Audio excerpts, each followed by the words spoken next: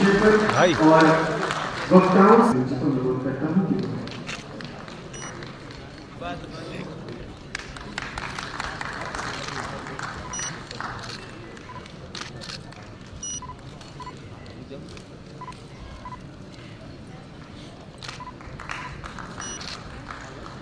भी याद है, शायद आप जानते नहीं होंगे, बहुत सारे जो है कि कितने परमवीर चक्र हुए नहीं जानते।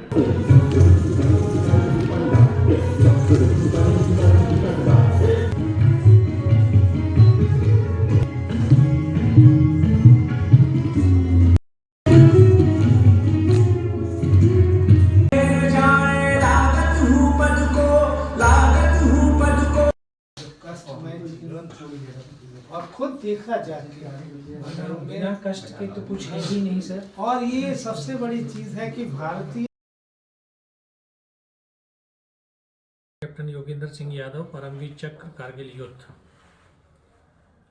आज आप लोग यहाँ पे आए हैं, क्या कार्यक्रम है और कार्यक्रम का उद्देश्य क्या है, ये उसके बारे में थोड़ा बताएं। हाँ बिल्कुल, ये काशी साहित्य समागम है। और ये साहित्य क्योंकि एक इंसान की जो है प्रेरणा है, ये एक अस्तित्व है इंसान का कि साहित्य से ही ये दुनिया, ये देश, ये समाज चलता है। और इतने बड़े बड़े साहित्यकार यहाँ पर आए हैं, उनकी बातें, एक नया जो जनरेशन है, जो नया हमारा युवा पीढ़ी है, वो साहित्य की बातों को सुनकर के उसमें राष्ट्रभक्ति और राष्ट्र प्रेम को जागृत करने का एक ये प्रयास है कि वो अपनी आज जो टेक्नोलॉजी है, टेक्नोलॉजी सीखना बहुत ज़रूरी है, बहुत ज़रूरी है, क्योंकि दुनिया के साथ कदम से कदम मिला करके चलना है तो टेक्नोलॉजी का ज्ञान होना बहुत ज़रूरी है। बट कहीं ना कहीं हम किताबों से हटते हुए चले जा रहे हैं। तो एक प्रयास है कि बच्चों को वापस इन किताबों में के पास लेकर के आना, क्योंकि किताब ही एक व्यक्ति का सबसे बड़ा दोस्त होता है, जो उसको सही राह दिखाती है, उसको एक नया मार्ग प्रशस्त करती है, उसको बताती है, समझाती है, कहती है कि ये बुक तुझे तेरे जीवन का एक जो सपना है उसको पूर्ण करने का ये बुक ही आधार है। तो ये आज ये इस तरह के जो उत्सव होते हैं, साहित्यिक उत्सव, और बड़े बड़े विद्वानों की जो बातें होती हैं, ये सुनने का मौका मिल रहा है। और मैं भी इस उत्सव में शामिल होने के लिए आया हूँ। मैं भी उन नौजवानों को ये बताने के लिए आया हूँ कि जब ये साहित्यकार, क्योंकि कोई कलम से लिखता है तो कोई तलवार से लिखता है, कलम से लिखा जाता है, तलवार से रचा जाता है। तो ऐसे वो योद्धा जिन्होंने इस देश का स्वर्णिम इतिहास को रचा है, उनकी शौर्य को बताने के लिए आया हूँ कि किस तरह से एक जवान सीमाओं पर खड़े होकर के दुश्मनों की गर्दनों को काटता है और अपने अंगों को काट करके भारत माँ को समर्पित करता है। मुझे भी सौभाग्य मिला था इस धरती के आंचल को साफ करने के लिए कुछ लहू की बूंदें बहाने का। तो वही सब बातें आज यहाँ पर बताने के लिए आया हूँ। और ये बाबा विश्वनाथ की धरती है, इतनी पावन पुनीत धरती है। सर, उस लहू के बूंदों के बारे में भी थोड़ा दर्शकों को बता दीजिए। आप अपने व्यक्तिगत जो लहू के बूंदों की आपने बात की उसके बारे में थोड़ा सा कहानी संक्षेप में बता दीजिए। बिल्कुल, ये 1999 की जो कारगिल का आपने सबने नाम सुना होगा, और आज 25 साल इस कारगिल को पूर्ण होने जा रहे हैं। टाइगर हिल के ऊपर हमें युद्ध लड़ने का, उसको फतेह करने का आदेश दिया गया, मौका मिला। 19 साल की अवस्था थी और 2.5 साल की सर्विस, जो हमारी टीम दुश्मनों के साथ लड़ रही थी। 7 जवान हम ऊपर चढ़ पाए, 7 में से 6 शहीद हुए और मैं भी घायल अवस्था में था। दोस्तों, आपने तो सिर्फ आज तक मूवीज़ के अंदर देखा होगा कि गर्दनें कटती हैं, धड़ चलते हैं। मैंने उन पलों को जिया है, मैंने उस पल को देखा है, उस योद्धा को देखा है जिसकी गर्दन कटी है लेकिन हाथ से बंदूक नहीं छूटी है।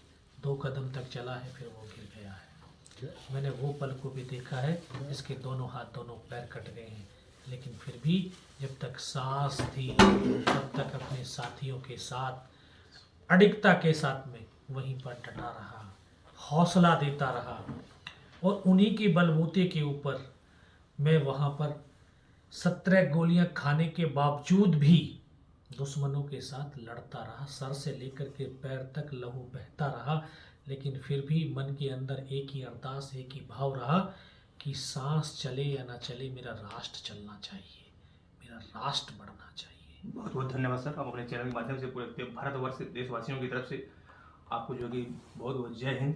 जय हिंद, जय भारत, बहुत बहुत धन्यवाद। सर अपना जरा परिचय दीजिए। मैं चंद्रशेखर सिंह, कृषि के क्षेत्र में मुझे पद्मश्री मिला है 2021 में। आज जो है काशी कला इस मंच के माध्यम से 6 लोगों को अपने अपने क्षेत्र में जो महारत हासिल किए हैं, महारथी हैं, उनसे मिलने का भी अवसर मिला, उनको सुनने का भी अवसर मिला। इस तरह से कार्यक्रम के द्वारा लोग जागरूक होते हैं, एक संदेश जाता है और आपस में जो विचारों का जो आदान प्रदान होता है, यह देश के हित में और आगे समाज बनाने में बहुत ही इसका योगदान होता है और ऐसे कार्यक्रम हमेशा होते रहना चाहिए। इसके लिए मैं ब्रजेश सिंह और उनके टीम को बार बार धन्यवाद देता हूँ कि इस तरह से कार्यक्रम कराते रहें। सर आप एक सफल प्रगतिशील किसान हैं और अपने इस सफलता के लिए आपने जो कि भारत राष्ट्रपति द्वारा जो पुरस्कृत हैं, तो आज आप साहित्य के लिए युवा वर्ग को क्या संदेश देना चाहेंगे? देखिए, सब विषय एक दूसरे से जुड़े हुए हैं। जी। किसान खेती करता खेतों में, जी। उसके भी जो है काफ़ी जो पुरानी परंपराएं हैं, जो उसके जो गीत हैं, संगीत हैं, जी। और जो विद्वान हैं, सारे लोग मिलजुल करके जो है जो कार्य कर रहे हैं, इससे देश हमारा आगे बढ़ेगा और जो हम विकसित भारत की ओर आगे बढ़ रहे हैं, इसमें किसान का भी बहुत बड़ा योगदान है। अगर जब किसान इसमें जब आगे संपन्न होगा तो पूरा देश हमारा विकसित हो सकता है। सर कहीं ऐसा आपको लग रहा है कि आज की युवा पीढ़ी साहित्य से कुछ दूर होती जा रही है? अब देखिए, आबादी बढ़ रही है, इसमें बहुत ज़्यादा लोग जुड़ भी रहे हैं, कुछ लोग जो है दूर भी हैं, तो इस चीज़ें जो है समाज में चलती रहेंगी। लेकिन प्रयास हम लोग का यही है, विद्वानों का प्रयास है कि अधिक से अधिक लोग उससे जुड़ें, उसका लाभ उठावें। मैं डॉक्टर पी.के. मुखर्जी, ऐसे तो पेशे से चिकित्सक और इस शंखनाद न्यूज़ के हम कह सकते हैं कि जिसको पैट्रॉन या संरक्षक के रूप में काम कर रहे हैं। सर आज का जो कार्यक्रम है इसके परिप्रेक्ष्य में थोड़ा कुछ हमारे दर्शकों को बताइए। आज का कार्यक्रम मुझे बड़ा सुंदर लग रहा है कि हेडलाइन पर ही लिखा हुआ है साहित्य, कला और संस्कृति। और इस साहित्य, कला और संस्कृति को बचाने के लिए एक तरफ जो नई पीढ़ियों को और ऐसे जो वर्तमान लोगों को ये सूचना देते हुए उन्हें ज्ञान दिलाता है, जिसे कहने में वो शिक्षक हैं जरूर, लेकिन मनु संहिता के हिसाब से वो ब्राह्मण कहलाए जाते हैं। और दूसरी चीज़ है जन समाज की सुरक्षा। सब कुछ के लिए एक छत्रप चाहिए। वो छत्रप मेरे सेना वर्ग है, जो डिफेंस एकेडमी से जुड़े हुए लोग हैं। वो हर व्यक्तियों को सुरक्षित करके वो कुछ सीखे, जाने। इसके लिए मैं हमारे यहाँ उपस्थित परमवीर चक यादव जी को नमन करता हूँ। आप वास्तव में यादव जरूर लिखते हैं, लेकिन आप ही क्षत्रिय हैं। और उसके बाद होता है कि हर अच्छी चीज़ के लिए शरीर का स्वस्थ रहना नितांत आवश्यक होता है। और जन समाज को स्वस्थ करने के लिए चिकित्सक अपना यथासाध्य प्रयास करता है। आप विदेशी शक्तियों से जूझने के लिए हमारे डिफेंस भारतीय सेना प्रमुख है। और आदमी को अपने को बलवान बनाने के लिए जो स्वस्थ बनने के एक चिकित्सक की भूमिका है। और आज की इस प्रोग्राम में बहुत अच्छा लगा साहित्य के विषय में। और इसमें कोई दो राय नहीं कि भारतीय संस्कृति का प्राचीन नगरी, मुख्य नगरी काशी नगर है, लेकिन सबसे बड़ी चीज़ है काशी का संचालक भगवान शिव शंकर हैं। भगवान शिव शंकर का देखिए अपना, उनको देखेंगे बहुत सादगीपन, और कोई बड़ा चीज़ कुछ नहीं मांगते, लेकिन लगता है तो बड़ा उनके पास जाने में लोग डरते हैं। लेकिन देखा गया जब समस्या का समाधान करना होता है तो शिव की आराधना किया जाता है।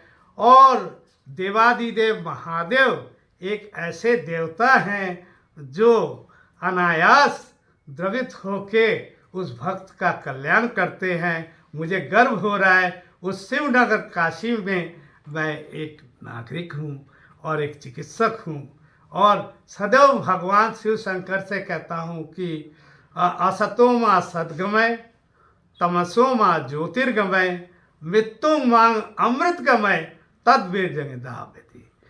ओम शांति। यही है। हम अपना परिचय देते हुए सर थोड़ा सा आज के कार्यक्रम के बारे में बताएं।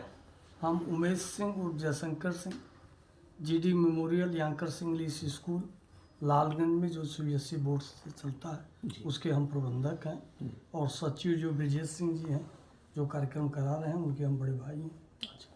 और जो ये कला उत्सव का कार्यक्रम बनारस लिटरेट के नाम पर हो रहा है, इसमें हम लोग बनारस जो साहित्य की नगरी है, काशी माने जब से ये पृथ्वी हुई, जब से इस पृथ्वी पर लोग आए, तब से ये काशी जो है ये बसा हुआ है और भगवान भोलेनाथ की नगरी है। और यहाँ से ही निकला हुआ साहित्य पूरे विश्व को जो है एक प्रकाश देता है, और इसी जगह से जो साहित्य निकलता है वो जाके पूरे दुनिया को एक व्यवस्थित रहने का, एक व्यवस्थित चलने का, एक व्यवस्थित दिशा देने का काम करता है। तो इसी उद्देश्य से, चूँकि साहित्य तो यहाँ आप देखेंगे तो हर गली गली में साहित्यकार हैं, साहित्य के लोग हैं। ऐसा कोई पद नहीं है, ऐसा कोई पद्मश्री नहीं है या पुरस्कार नहीं है जो बनारस के लोगों को प्राप्त न हुआ, चाहे वो शिक्षा के क्षेत्र में, चाहे कला के क्षेत्र में, चाहे विज्ञान के क्षेत्र में। और भोले बाबा का ये आशीर्वाद है कि यहाँ का एक अड़कफन बनारस का वो पूरे दुनिया में मशहूर है। यहाँ जो गुरु का भाव है, माने गुरु हम लोगों की परिभाषा में एक शिक्षक या गुरु को कहा जाता है जी। लेकिन यहाँ गुरु हम हर छोटे और बड़े को कहते हैं। बड़ा भी छोटे का को गुरु के ही शब्द से पूछता है और छोटा भी बड़े को गुरु के शब्द से ही पूछता है। तो यहाँ जो गुरु का भाव है वो दुनिया में आपको कहीं नहीं मिल सकता है।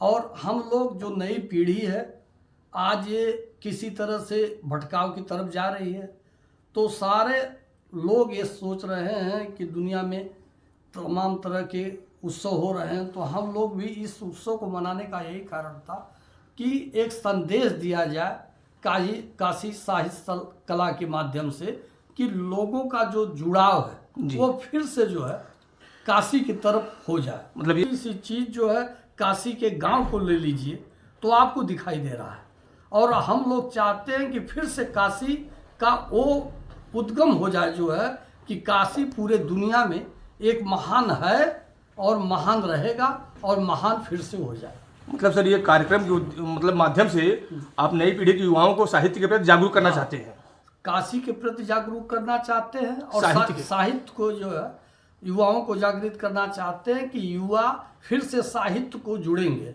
और सूबेदार मेजर उमेश कुमार त्रिपाठी, मेरे साहब पीबीसी साहब बड़े घनिष्ठ, बहुत ही अजीज थे, जो हम लोग एक दूसरे के साथ उसी 99 युद्ध में मैं पठानकोट में था, टैंक रेजिमेंट के साथ सेंट्रल इंडिया हाउस में। साहब कहीं आगे बढ़ रहे थे, हम भी कहीं आगे बढ़ रहे थे। अद्भुत अकल्पनीय वो क्षण हम नहीं भूल सकते, और आज हमें साहब से मिलने का मौका मिला। अहोभाग्य रहे हम लोग। दोस्ती लहू की आखिरी बूंद तक देश के लिए मैं देशवासियों को कहूँगा, जब तक रहेंगे तो अपने वतन के लिए रहेंगे। सभी लोग का धन्यवाद।